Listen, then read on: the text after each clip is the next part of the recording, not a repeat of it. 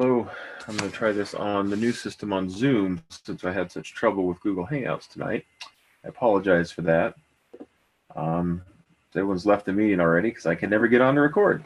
My laptop decided that it was time to reboot and update at 8:58, 2 minutes before the meeting started, and so I wasn't able to get back on and get in somewhere where I had a video camera. So I apologize for that. I'll do this recording and post it anyway. I saved the chat questions. We did have a few. And I will post this video with those answers as well, so that so that everyone can get the benefit of that. So, first question was, can we expect exam 2 to be similar in style to exam 1? Yes, it's very similar. 25 multiple choice questions, and you'll have 2 hours. All the exams in the course are constructed the same way, including the final. The only difference is that the final will be cumulative, and the first 5 exams will just cover their units. So this exam will cover the material from Unit 2, the contract stuff that we've been covering. Next question, when can we expect to know how we did on our appeals? I hope to have them graded by Saturday. I give a lot of detailed feedback on each question you appeal, so it takes a little longer to grade them, but I should have those scores posted by Saturday, by the end of Saturday.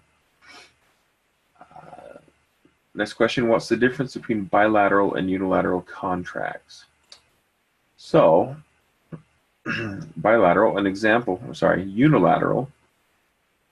a unilateral contract would be, I offer $100 to anyone who finds my dog and returns it. So, A, I don't know the other party in advance, and B, the other party can accept the offer only by performing the contract. So there's no gap between acceptance and performance.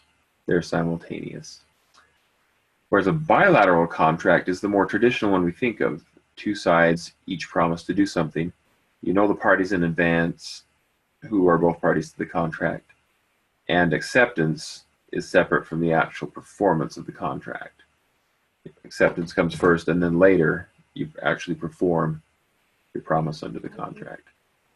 So that's the primary difference. Bilateral contracts are much more common.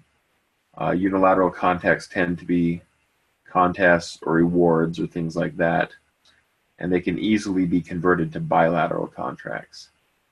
If you say, I offer $100 for anyone who finds and returns my dog, someone returns your dog and says, well, I want 110. At that point, you're in negotiations for bilateral contract. The unilateral contract is no more. Somebody asked about the Vokes case. I posted that in the study guide for the exam. I think that question must be old, but it's still on the exam. It's still called the Vokes case, not on the heading for the question as I create the exam. It's not referenced as that for you. The Vokes case was a case where an expert was encouraging a beginner to take more and more lessons, praising her. You can be the great dancer. You're doing really well. You can do this. You can become the best dancer ever, when the expert really knew that she wasn't a good dancer and couldn't become a good dancer. Because he's an expert, he could make that judgment, and for him to encourage her dishonestly in that fashion is fraud. And so the Vokes case was about fraud by an expert who should have known. Experts and merchants are held to higher standards in contract law because of their specialized knowledge. We'll have more on the standards of merchants a little bit later in the course. But an expert in a contract can't do those types of things when he knows he's misrepresenting reality, in effect. Selling something on eBay is unilateral. Yes, that was the next question. Okay. And then somebody asked, what happens if you can't find a real-life example for your individual assignments? Sometimes it takes a long time. The answer is some of the topics are tough. If you can't find it in a reasonable time, don't spend all night on it. Just make up a plausible one. If you can't find it, after a half an hour or so, make up a plausible one and just leave a note saying, I looked, I couldn't find a real example from the news. So go ahead and just leave me a note letting me know what you tried to do to find it, that you couldn't find one. I don't want it to take all night to find. So give it your best shot.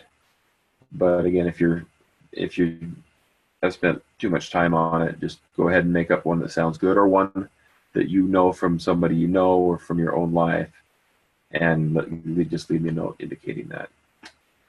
Anyway, I apologize for the technical issues. I left my primary laptop at work, so it's my secondary laptop, and it decided it was not going to cooperate with me tonight. So I hope this video makes up for it. If you didn't have a chance to attend, or I know some of you were in there earlier and had to leave or thought I wasn't coming, I did get on eventually in text with some of the students that were on there, but I wasn't able to get the recording working. So if you weren't able to get your question answered, please email me. Let me know. I'm happy to answer it. I will make sure the meeting is working for next week. Again, apologies for the technical problems, and thank you for coming.